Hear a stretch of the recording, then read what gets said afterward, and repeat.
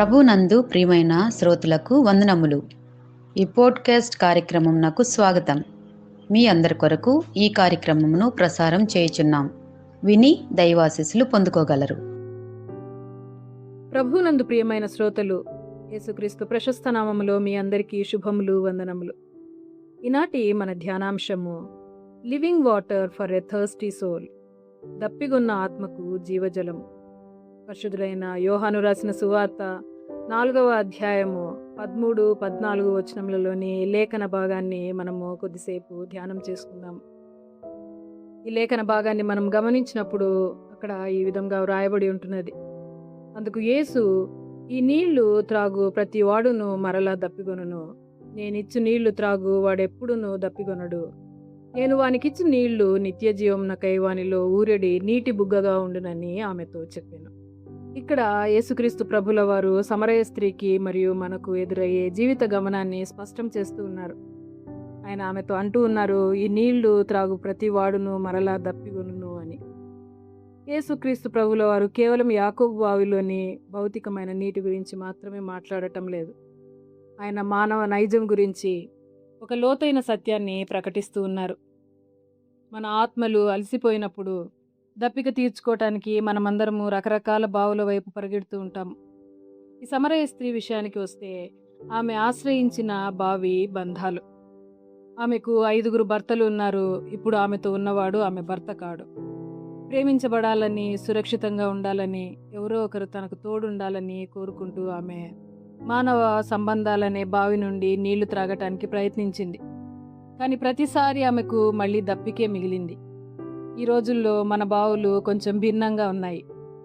విజయం సాధిస్తే తృప్తి దొరుకుతుందని ఉద్యోగ ఉన్నతి అనే బావి నుండి, గుర్తింపు కోసము సోషల్ మీడియా అనే బావి నుండి, లేదా విలాసాలు, వినోదాల నుండి మనం నీరు త్రాగడానికి ప్రయత్నిస్తూ ఉన్నాం. ఇర్మియా గ్రంథము 2వ అధ్యాయము 13వ వచనంలో ప్రవక్త మానవుల ఈ నైజాన్ని ఇలా వివరించారు. నా ప్రజలు 2 నేరములు చేసి ఉన్నారు. జీవజలంలో ఊటనైన నన్ను విడిచి ఉన్నారు. నీళ్లు నిలువని బద్దలైపోయిన తొట్లను తమకై తాము తొలిపించుకొని ఉన్నారు అని. ఉదాహరణకు, సముద్రంలో చిక్కుకొని పోయిన వ్యక్తి దాహం వేసి ఆ ఉప్పు నీరు తాగితే దాహం తీరదు. అది శరీరంలోని నీటి శాతాన్ని తగ్గించి వేస్తుంది. ఎంత ఎక్కువ నీరు తాగితే అంత దాహం వేస్తుంది. చివరికి అది ప్రాణాంతకంగా మారుతుంది. లోక సంబంధమైన బావులు కూడా మన ఆత్మలకు సరిగ్గా అలాగే పనిచేస్తాయి. అవి తృప్తినిస్తాయని వాగ్దానం చేస్తాయి, కానీ మనల్ని మరింత శూన్యంలోనికి నెట్టివేస్తాయి. సొలొమోను రాజు అంటున్నాడు, ధనము, సుఖాలు, అధికారమంతా అనుభవించిన తర్వాత కూడా దేవుడు లేకుండా అవన్నీ వ్యర్థమని ఆయన గ్రహించినట్లు మనము ప్రసంగి గ్రంథము 2వ అధ్యాయం 11వ వచనంలో చూస్తాము. నిజమైన తృప్తి కేవలము దేవునిలో మాత్రమే ఉంది అని మనము అక్కడ ఆయన చెప్పినట్లు చూస్తాం. కానీ యేసు ఆ స్త్రీని లేదా మనల్ని ఆ దాహంలోనే విడిచిపెట్టడం లేదు. మనం 14వ వచనంలో గమనిస్తే అద్భుతమైన వాగ్దానాన్ని ఆయన చేసినట్లు మనం చూస్తాం.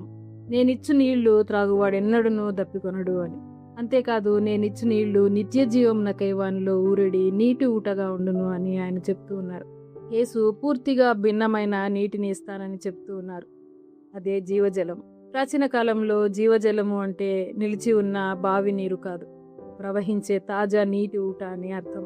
యేసు ప్రభుల వారు అంటున్నారు, దేవుని నుండి నేరుగా ప్రవహించే నిరంతర జీవాన్ని ఇచ్చే ఊటను నేను నీకు ఇస్తున్నాను అని చెప్తూ ఉన్నారు.